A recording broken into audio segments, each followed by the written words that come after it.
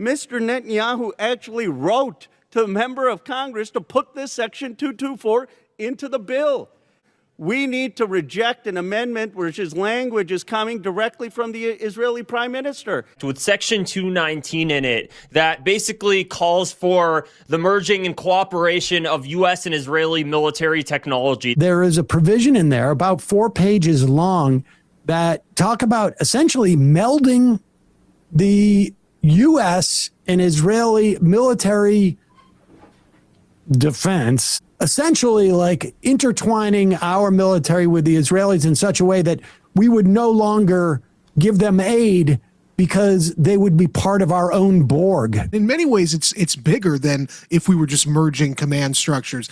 This is a fusing of the U.S. and Israeli defense and technology innovation bases. And once those things are together, and I kind of track it in my article, once those things become one, you can't disentangle those two things, which I think is the point. But the overwhelming majority of Republicans literally voted for something, the textbook definition of treason. So Israel knows, understand why this is happening. Israel knows that, oh shit, Americans hate us now.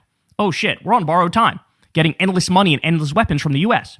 So what their grand plan is they have Netanyahu going out there now and saying, we don't even want money from the U.S. We don't even want weapons from the U.S. We're a big boy nation. We can handle ourselves. And it's a PR move, right? It's a PR move because ultimately they're trying to rush through right now a way to get their claws into our military and our intelligence systems where it becomes impossible to break up with them. This is a U.S. military, Israeli military. It's a Mossad takeover of our military, forcing intelligence sharing. This is fucking treason. This is unacceptable. This is like an attempt to subvert a nation from within, to take away its sovereignty, to take away its independence. They call your fucking senators right this second and tell them no to the part of the bill that merges the U.S. military and the Israeli military. That is outright treason. This NDAA cannot go through. This is another integration of the U.S. military with Israel's military. Once this is done, the next president can't undo it. This project will have a lifespan that outlasts the commander-in-chief. Regardless of who the next president is, this provision lasts forever. Keep it 100, I be feeling like Campbell soup over white rice, baked chicken with the skin on, yeah, Lowry's with black pepper, I'm fully seasoned with that. What's up, y'all? So today I want to talk about the NDAA of 2027 just passing the House, and specifically Section 219, which essentially merges the U.S. and Israeli militaries. So the House just voted on a vote of 216 to 212, with just 7 Republicans voting no and only 6 Democrats voting yes. The 7 Republicans who voted no are Thomas Massey, Chip Roy, Anna Pauline Luna, Harriet Hegman, Elijah Crane, Tim Burchell, and Josh Brenici.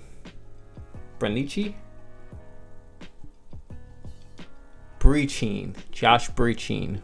I think that's how you say his name. And the 6 Democrats who voted yes are Harry Collier, Don Davis, Jared Golden, Vincent Gonzalez, Adam Gray, and Marie Glusenkamp Perez. We're just going to call her Marie Perez. So I want you to understand what this means. Formally, it's called the United States-Israel Defense Technology Cooperation Initiative, and it mandates the creation of a permanent executive agent within the Pentagon. This one single official whose job is to synchronize all cooperative efforts between the U.S. and Israeli militaries. This means joint research, joint weapons production, joint testing, supply chain coordination, as well as network integration. So this is happening in 10 technological areas: counter-drone strikes, missile defense, artificial intelligence, quantum computing, autonomous systems, directed-energy weapons, advanced sensors, cybersecurity, electronic warfare, and even biotechnology. And this isn't just sharing blueprints. This is the co-developing of the future weapons of warfare with Israel. Now, here's where it gets scary. Congressman Khanna, he stood on the House floor and said something that should have completely killed this bill. And here are his exact words. The American people are tired of the arrogance and insolence of Prime Minister Benjamin Netanyahu telling America what we should do. Khanna went further and said, Netanyahu told the members of Congress to add this specific provision, Section 224, which was called before, and is now known as Section 219, into the bill. Mr. Netanyahu actually wrote to a member of Congress to put this Section 224 into the bill. He says, I know that aid is unpopular in America. I know that even Republicans don't want aid. So here's what you got to do. Quote, let's create a new framework. This is Netanyahu telling us what we should do. A new framework of joint defense cooperation, co-development, co-production, and mutual investment in areas including advanced missile defense, artificial intelligence, cybersecurity, and next-generation military platforms. Why? Because he doesn't want Congress to vote on the aid. He just wants it fused in the bill. Last I checked, Netanyahu doesn't have a seat on this committee, Mr. Chairman. We need to reject an amendment which his language is coming directly from the Israeli Prime Minister. And we ought to have any aid have a vote of the American people. I am for Team America. I am for the interests of this country. And I believe that when Donald Trump ran, he ran America first. That includes American interests against any foreign country. We should have American sovereignty and make it clear that we strike 224. If we want to give aid to Israel, if we want to sell them weapons, that should be a vote for the entire Congress. And one of the most insane thing is, Benjamin Netanyahu actually took credit for it. In a letter dated June 1st, 2026, he called this exact policy, my plan. Let that sink in. The Prime Minister of Israel is publicly taking credit for a bill that integrates the U.S. military with the Israeli military, and he's not hiding about it. In fact, he's bragging and boasting about it. Khanna introduced an amendment to strip Section 219 from the bill, and it failed, with only one Democrat joining Khanna in this effort. Something else that's insane is most Democrats are actually in favor of this specific provision despite them voting against the entire bill. But most Democrats voted against the bill because they're against giving Donald Trump more money for this illegal war against Iran. But they support Section 219 specifically. But let's talk about what merge actually means, because this isn't just joint exercises. This isn't the sharing of intelligence like how we do with our other allies in sharing briefings. This is not that at all. This is a joint weapons production, AI systems built together. Our intelligence systems are directly wired to theirs. This means that when Israel sees a target, the US sees a target. When they plan, we plan. We're effectively operating as one military, same intelligence, same system, same battlefield picture. And the part that should scare you is they made sure that it can't be unwound.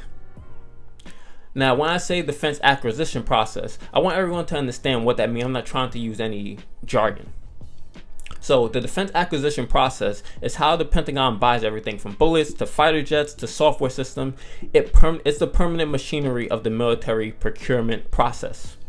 It runs every single year, regardless of who's in office, regardless of what Congress is fighting about. Normally, the U.S., they give aid to Israel. It's separate. It's a visible vote, and Congress debates it.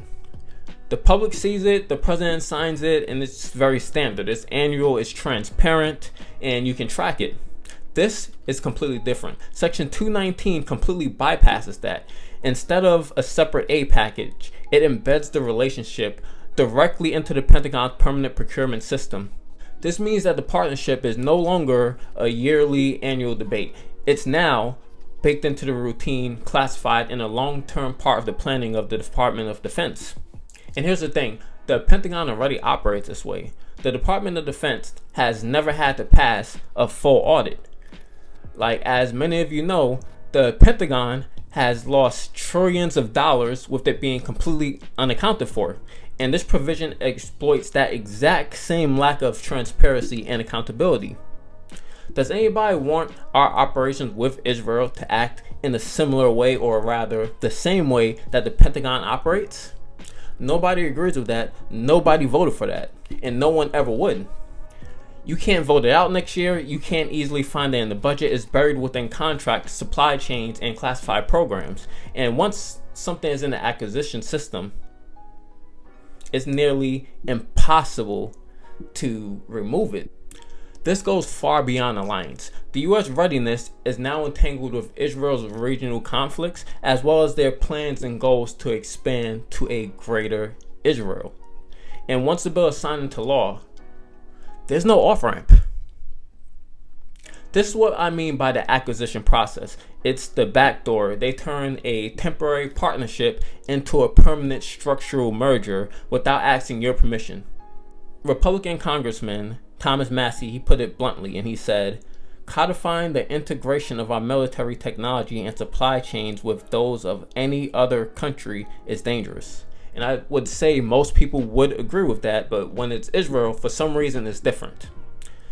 Thomas Massie and Khanna, they teamed up to try to strip this provision from the bill, but the House Rules Committee blocked their amendment from even being voted on. So now let's talk about a very key part of this and how they're trying to make it permanent. And they're doing so by tying in American jobs. So Section 219 enforces the co-production through U.S. companies Lockheed Martin, Boeing, and their supply chains. The F-45 program alone, which Israel was the first to use in combat, already supports hundreds of thousands of American jobs across 48 states. Israel's defense partners have contracts with more than 1,000 American companies, and this is not an accident. The architects from 219, Israel, they completely understand this. And once a factory is built in a congressional district, the congressperson feels the need to ensure that those jobs are protected. This isn't just the military merger, like I've said many times before, and I really want to stress that. It's economic capture through dependency. They're tying our workers, our communities, our local economies to this relationship that no one would ever want to unwind it. So let's talk about what's next. Although the House passed this version, Section 219, this bill still has to clear the Senate. The Senate's version contains a parallel provision, which is Section 1217. Bernie Sanders, he objected, saying that Congress should not give Israel a greater military integration than its NATO allies. And several other Democratic senators, such as Senator Chris Van Hollen, Elizabeth Warren, Jeff Merkley, have joined Senator Bernie Sanders in their opposition. But there's semi-good news here. In the Senate, it needs 60 votes to reach cloture, meaning that 60 votes is needed for the bill to even be debated on. The Senate already failed to reach this threshold. On July 14th, the Senate, they voted 50 to 46 to begin the debate on the NDAA, which is 10 votes short of what is needed to advance the bill to be voted on. And every single yes vote came from a Republican, while almost all Democrats voted no, citing the Iran war, the huge price tag, and the demands to debate the Israel provision. So the bill isn't dead by any means. We're still in the danger zone here. It's just stalled. The Senate leadership, they can and they will try again. So what we need to do is make sure that every single senator hears our voice. And here's a number that you can call, where you can call your senator. And if you don't know what to say, I'm going to leave a script below of what you can say, and you can read it word for word. Just, leave your name there. And here's something important that I want everyone to understand. If you're watching this video right now, you understand more about Section 219 than you're a congressperson. And the reason why is because most congresspeople didn't actually read the bill. They just accepted what U.S. President Benjamin Netanyahu was handed to them. They just accepted it and put it in the bill. They actually didn't read what happened, what's in the bill. So, one final thing, and I want everyone to answer this question. Are you okay with the Prime Minister of Israel writing law for the U.S.? Forget Israel for a second. Are you okay with the leader of any country writing law for the U.S.? What would you say if the leader of Saudi Arabia wrote laws for the U.S.? What would U.S. Congress people say? But for Israel, it's different for some reason. So if you're not okay with this, call your congressperson, keep calling them, email them, do whatever you can, send them physical mail, because we cannot afford for this provision to be embedded in law.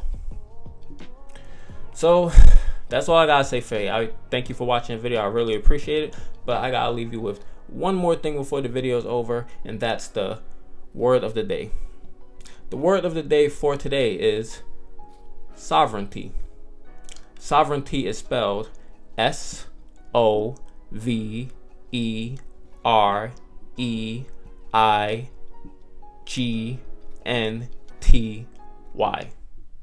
The definition of sovereignty is the power to govern yourself without outside interference.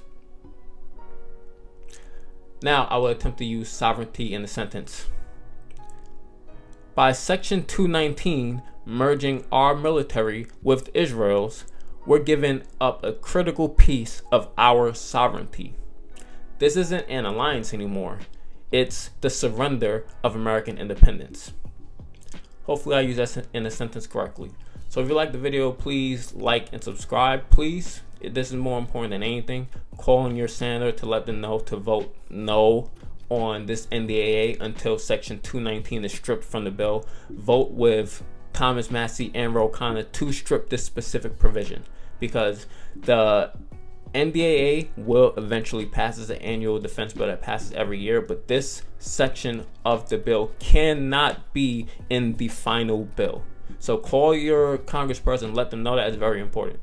But like I was saying before, if you like the video, like, subscribe.